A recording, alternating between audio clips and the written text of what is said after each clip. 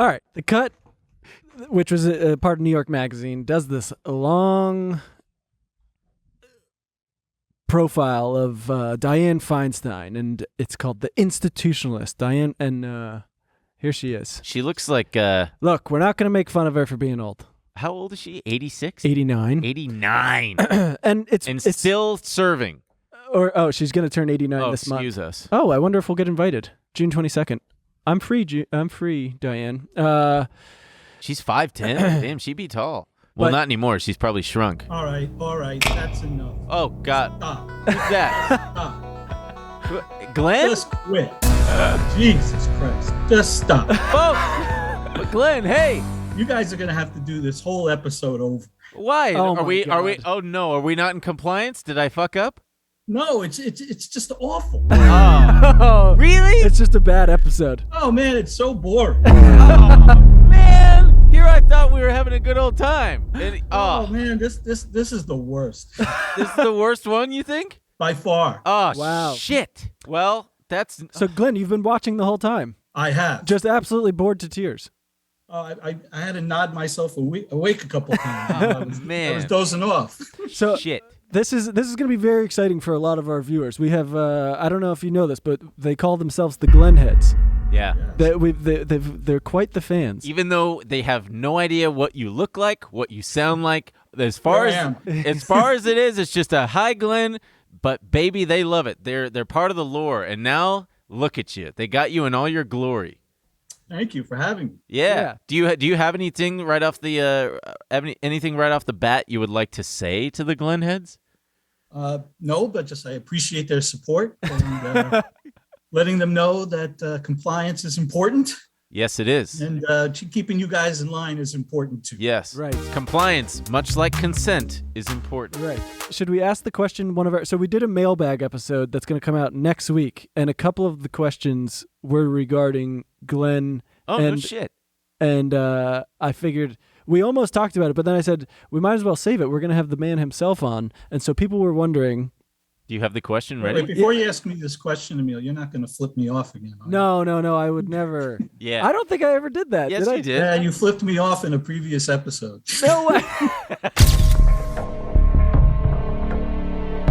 Maybe I was flipping off the idea of compliance in general. Yeah. I'm a bit of an anti-authoritarian, if you know what I mean. Well, compliance isn't anti-authoritarian, is it, Glenn?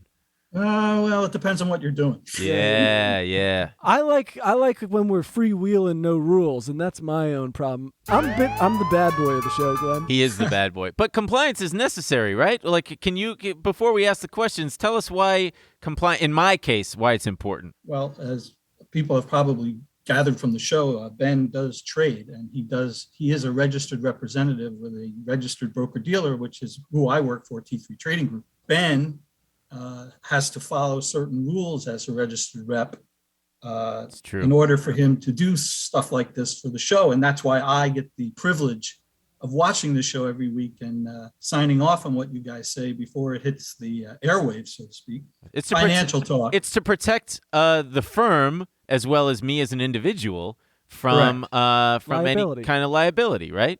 That is 100% correct. So I don't get people going, well, you told me to buy Dogecoin at the top. This dipshit. moron told me to buy into Bird when they spec. Yeah. when they spacked. What will eventually happen, Ben, is if you do that sort of thing, is people will just do the opposite and either make money or lose money. There you go, actually. Yeah. Right. It's like the Jim Cramer inverse ETF. Yeah. Or the Exactly. Kathy Wood inverse ETF. Yeah. Yeah. The inverse Ben Yes, but as far ETF. as you guys can ask me anything, I'll do my best to answer. So Okay, what? Let's say I have $10,000 in savings, and I want to turn it into $1 million, Glenn. What stock should I buy today to make that? That's what I get a lot. I'll tell you, sometimes I speak to high school kids who are in these clubs and all, and tell them about the markets and what I do. And I'll give you the best investment advice I could give to anybody, and you could say this on the air anytime you want. It's not about the specific stocks, Ben. If you follow this advice, you'll make money every time. Interesting.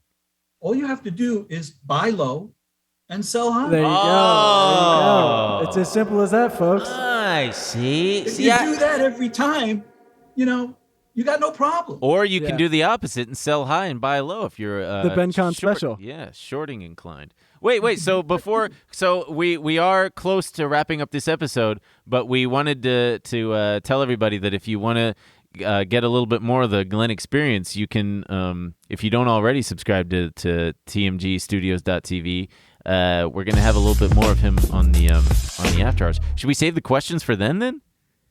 For the after hours? Yeah, I just heard a yes from behind the curtain. Okay, do you do everything you're told to do, Ben? Yeah, I do everything I'm told to do.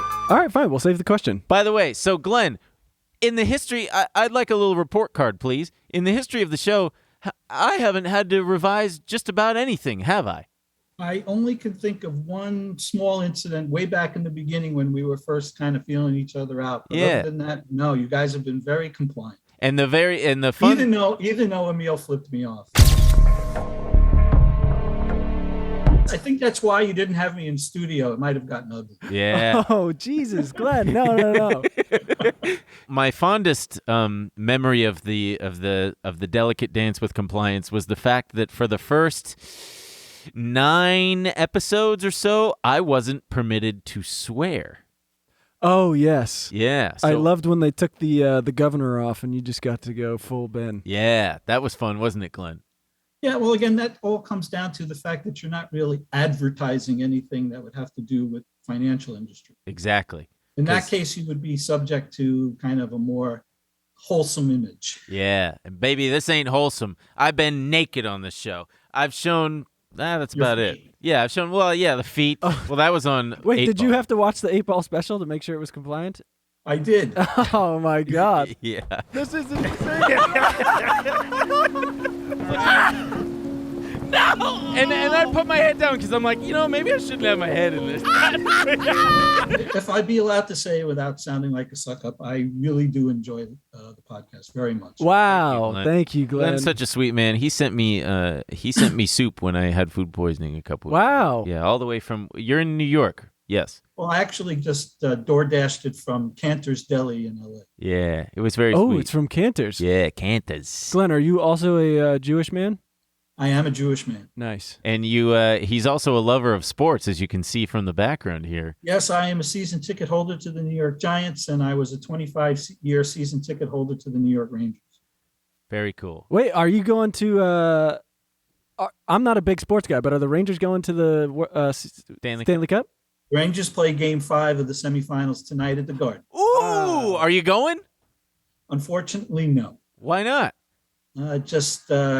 One of the reasons why I don't have my Ranger tickets anymore is they kind of priced me out. Oh, that sucks. Thanks a lot, Joe Pike. We're going to get the Glen heads to, they're going to write a lot of angry letters to the New York Rangers, and we're going to get you some season tickets.